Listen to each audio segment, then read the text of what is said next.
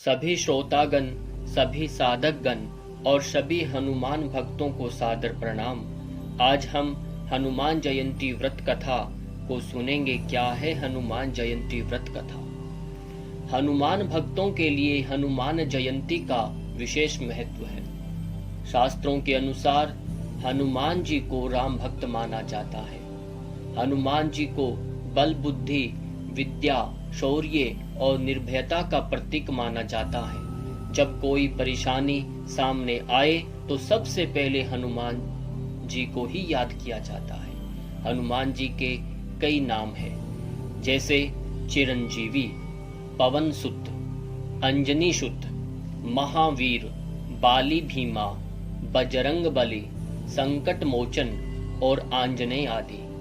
हनुमान जी ने अपना पूरा जीवन राम भक्ति में व्यतीत कर दिया और श्री राम ने उन्हें अजर अमर रहने वाला वरदान दिया और राम भक्ति में तल्लीन बजरंग बली जीवन परम ब्रह्मचारी बने रहे। ज्योतिषियों की गणना के अनुसार बजरंग बली का जन्म 58,114 वर्ष पूर्व चैत्र पूर्णिमा को मंगलवार के दिन चित्रा नक्षत्र और मेष लगन के योग में सुबह 6 बजे हुआ था। कहा जाता है कि भारत के झारखंड राज्य के गुमला जिले के आंजन नाम के छोटे से पहाड़ी गांव में एक गुफा में हुआ था। जब महावीर का जन्म हुआ तो उनका शरीर वज्र के समान था। भगवान शिव के 11वें अवतार माने जाने वाले हनुमान जी के जन्म दिवस को हनुमान जयंती के रूप में बड़े धूमधाम के साथ मनाया जाता है। ये पर्व हिंदुओं का एक प्रमुख पर्व है। ये चैत्र माह की पूर्णिमा को मनाया जाता है। इनकी कथाएं कई हैं। पहले हम एक पौराणिक कथा के अनुसार आपको सुनाते हैं। एक बार ऋषि अंगिरा भगवान इंद्र के देवलोक पहुंचे। वहां पर इंद्र ने पुंजिक स्थला नाम की अप्सरा द्वारा नृत्य प्रदर्शन की व्यवस्था की, लेकिन ऋषि को अप्सरा के नृत्य में कोई दिलचस्पी नहीं थी, इसलिए वह गहन ध्यान में चले गए। अंत में जब उनके अप्सरा के नृत्य के बारे में पूछा गया तब उन्होंने ईमानदारी से कहा कि उन्हें नृत्य देखने में कोई रुचि नहीं है। ये सुनकर पुंजिक स्थला ऋषि पर क्रोधित हो गई। बदले में ऋषि अंगिरा ने नर्तकी को श्राप देते हुए कहा कि वह एक बंदरिया के रूप में धरती पर जन्म लेगी। पुंजिक स्थला ने ऋषि से क्षमा याचना की, लेकिन ऋषि ने अपना श्राप वापस नहीं लिया। नर्तकी एक अन्य ऋषि के पास गई और ऋषि ने अप्सरा को आशीर्वाद दिया कि सतयुग में भगवान विष्णु का एक अवतार प्रकट होगा।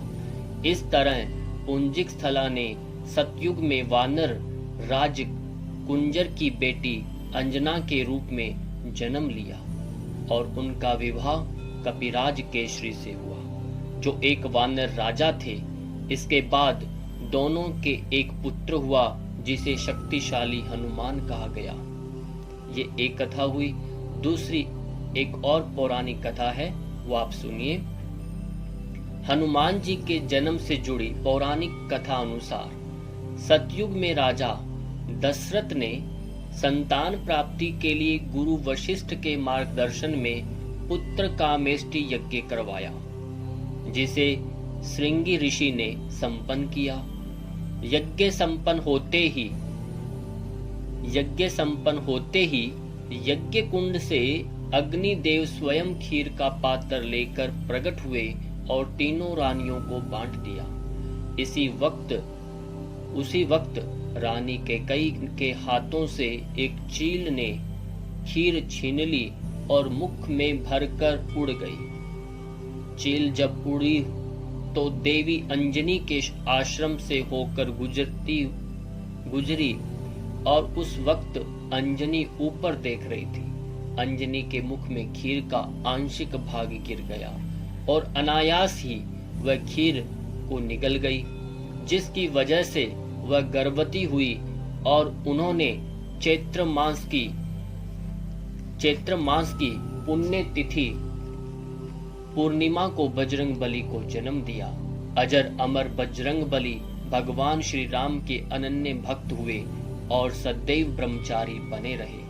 ये एक कथा है। एक कथा और है जो ज्यादा व्यवहार में है। चैत्र की पूनम को हनुमान जयंती मनाई जाती है। जब पृथ्वी पर राक्षसों का उपद्रव और पापाचार बढ़ गया, तब पृथ्वी गाय का रूप बनाकर ब्रह्मा जी के पास गई और अपना दुख सुनाया, और फिर उसको साथ लेकर ब्रह्मा जी ने विष्णु जी से पृथ्वी का कष्ट हरने को कहा। तब रामचंद्र जी के रूप में विष्णु जी ने राजा दशरथ के यहाँ नवमी को जन्म लिया। उनका साथ देने और सेवा करने के लिए शंकर जी ने हनुमान जी के रूप में चैत्र की पूर्णिमा को जन्म लिया। इस दिन व्रत करते हैं। हनुमान जी का श्रृंगार सिंदूर से करते हैं। हनुमान जी पर लगे सिंदूर से स्वयं टिक्का लगावें। 7 बार हनुमान चालीसा पढ़ें। बंदरों को भुने हुए चने खिलावें। गुड़, लौंग, पांग, गुलाब के फूल, प्रसाद और दक्षिणा चढ़ावें। आरती करें। अगरबत्ती और दीपक जलावें। इस दिन अन्न से भरकर मटका दान देवें और तांबे के लोटे में जल व पतासे डालकर चंद्रमा को अर्घ्य देवें। मान्यता है कि इस दिन प्रातः कोई भी माँ अपने पुत्र को अपने हाथों से भोजन करावे तो पुत्र की आयु वृद्धि होती है तथा उसे कष्ट पीड़ा नहीं होती। इसी तरह से ये चैत्र माह की हनुमान जयंती की कथा आप सबने सुनी, और इसी के साथ जय हनुमान ज्ञान गुण सागर, जय कपीस तिहु लोक उजागर।